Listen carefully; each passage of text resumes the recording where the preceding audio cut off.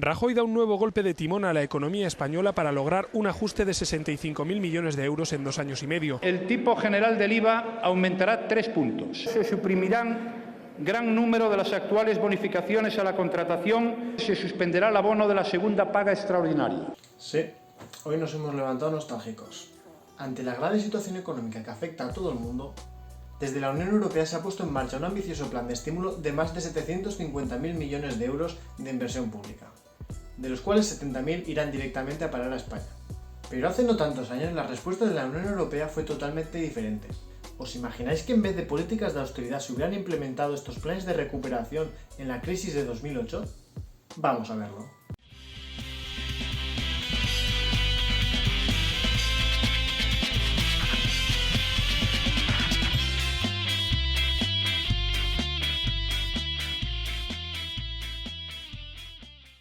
La crisis de 2008 se inició en Estados Unidos con la quiebra del mercado financiero provocado por el escándalo de las hipotecas subprime, pero esta se extendió rápidamente a todo el mundo. En España, esta crisis acabó pinchando la burbuja inmobiliaria y creando una crisis económica, bancaria y política sin precedentes, llegando el paro a estar en más de un 27% y con más de 10 millones de personas en riesgo de pobreza. En un primer momento, desde Europa se impulsó un plan de estímulo económico, lo que en España vino a ser el Plan E. Incluso el presidente de Francia llegó a afirmar lo siguiente: doit nous inciter à refonder le capitalisme, l'autorégulation. Pour régler tous les problèmes, c'est fini. Le laisser-faire, c'est fini. Le marché tout-puissant qui a toujours raison, c'est fini. Sin embargo, nada cambió.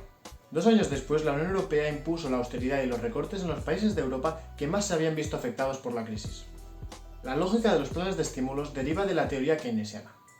Esta defiende que en épocas de crisis el Estado tiene que aumentar la demanda agregada mediante una política fiscal y monetaria expansiva para reactivar la economía. La política fiscal es simplemente aumentar el gasto, pero no cualquier gasto, el cual tiene un efecto multiplicador sobre la economía. Es decir, que con un euro de gasto inicial se producen una serie de efectos en cadena que resultan en un incremento de la economía mayor que ese euro inicial. La política monetaria expansiva consiste en aumentar la cantidad de dinero en la economía, con el objetivo de aumentar también la demanda en momentos en los que la gente ahorra en vez de gastar o invertir su dinero. En España solo podemos usar la política fiscal, ya que no tenemos competencias en política monetaria.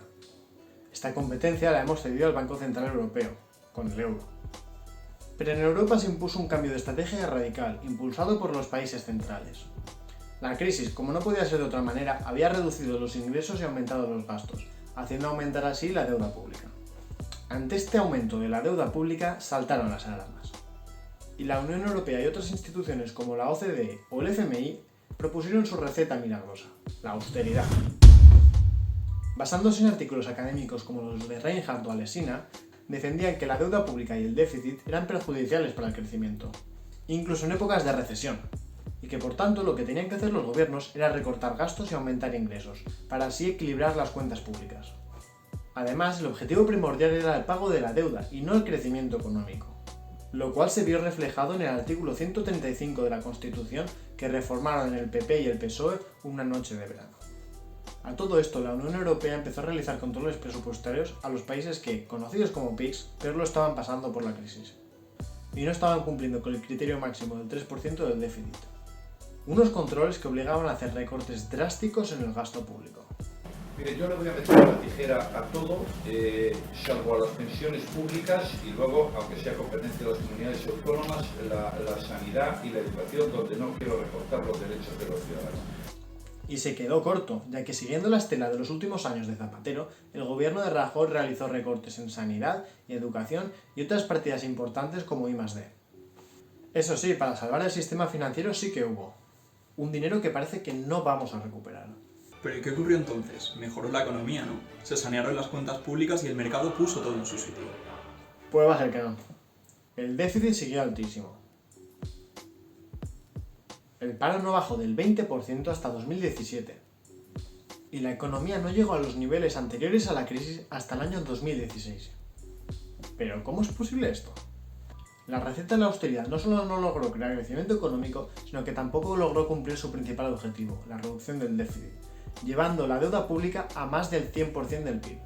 De hecho, la mejor forma de reducir la deuda pública es con crecimiento económico y no con reducción de gasto.